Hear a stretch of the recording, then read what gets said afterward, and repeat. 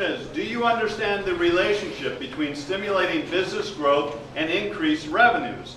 If so, how do you plan to stimulate growth so our state can recover? First of all, I'd just like to make the point that this recovery is going to be a slow and difficult recovery, and anyone who thinks differently really probably isn't thinking correctly. This is going to be a long process, and it's going to need to be a serious process.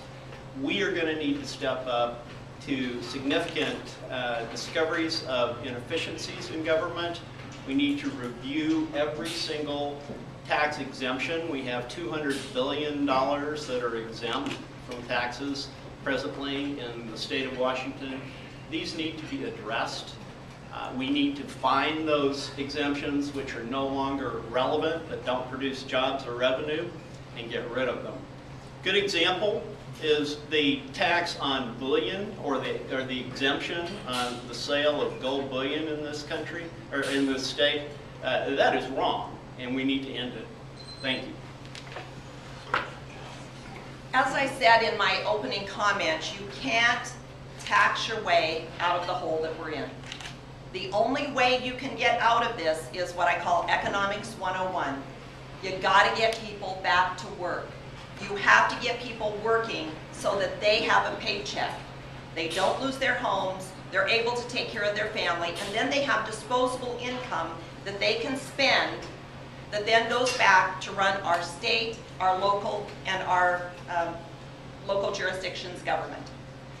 The way that has to happen, as I said, as ranking minority on local government and housing, I've watched what has happened when the housing industry is totally flat, and I don't see that changing for a while. Every ancillary business around that, whether it be building, trades, plumbers, electricians, are all struggling without work. I had a gentleman that I was doorbelling step outside of his home and say, I'm going to close the door because I don't want my children to hear this. But I just sold my car to make my mortgage payment. Get people back to work, and that will get the economy back on track. All right, moving from the economy to education, to you, Jan, how would you reform Washington K through 12 education? All right, first of all, I believe that we have a good education program. We have a good layout and a good plan that we passed in 2009 that lays out the blueprint of funding education. Part of the problem is the process of how we do this. We have almost $12,000 per student, and that money must follow the student to the classroom because that money is not getting to the classroom. We have 83% of staffing that isn't certified staffing. They're not the teachers. So what really needs to be looked at is, I believe that you need to have a chain of command that starts with the parents and the school board. That then goes down to the superintendent of schools, that then goes down to the principal of the school. And if I had my druthers, I would like to see those people, school board parents, supervisors, and your principals being in charge of what happened at that school. Ladies and gentlemen, we do not have a successful education system today. We've got 35% of our kids dropping out of high school before they complete their high school experience. That is a systemic failure, and we all need to step up to this. This is a serious societal failure.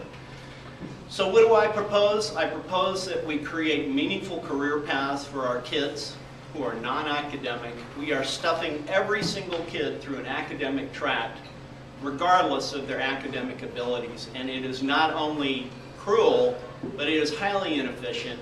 It is a guarantee that over time, we are going to have greater than 1/3 of our population without a job, on the streets, at risk for crime and high-risk behaviors. It's going to be a public health issue, it's going to be a security issue, and it certainly is an economic issue. We must fix this problem. We must fix it now.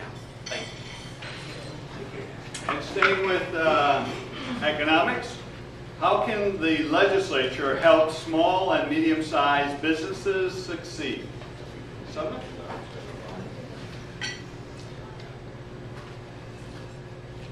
I'd like to point back to what I just said, that the creation of meaningful education for our kids, allowing businesses to pair their demand with the jobs that we are, or the education that we are providing to our students, to try to get the right job at the right time in the right place makes a heck of a lot of sense. We also need to provide support for our small and medium-sized businesses, the engines that will grow us out of this depression we are in. We need to do that through tax breaks. We need to reassess our entire tax structure in the state of Washington. We've got to do this because we have the most highly regressive tax structure in this entire nation. This tax structure is completely upside down, and ladies and gentlemen, B&O tax is killing our small and medium-sized businesses. We got to fix it. We need regulatory reform. We have federal, state, county, city. All of these regulations are on piggybacking on top of small business. They're on their knees. They can't continue to do that. We need to have workers' comp reform. We need to have L&I reform. We tried in this last 2 sessions to have meaningful discussion about this reform, and it just didn't happen. It has to happen this next time. And I believe that's why it's coming to you in the form of an initiative, is to see what the people think about this, because you got to get people back to work. That is the way you get the economy back on track. You can educate as many people as you want to and re-educate, but if they don't have a job to go to, they still don't have a paycheck.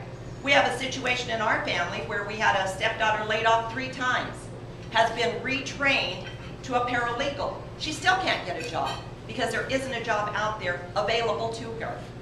We've got to strengthen small employers so that they can provide the jobs.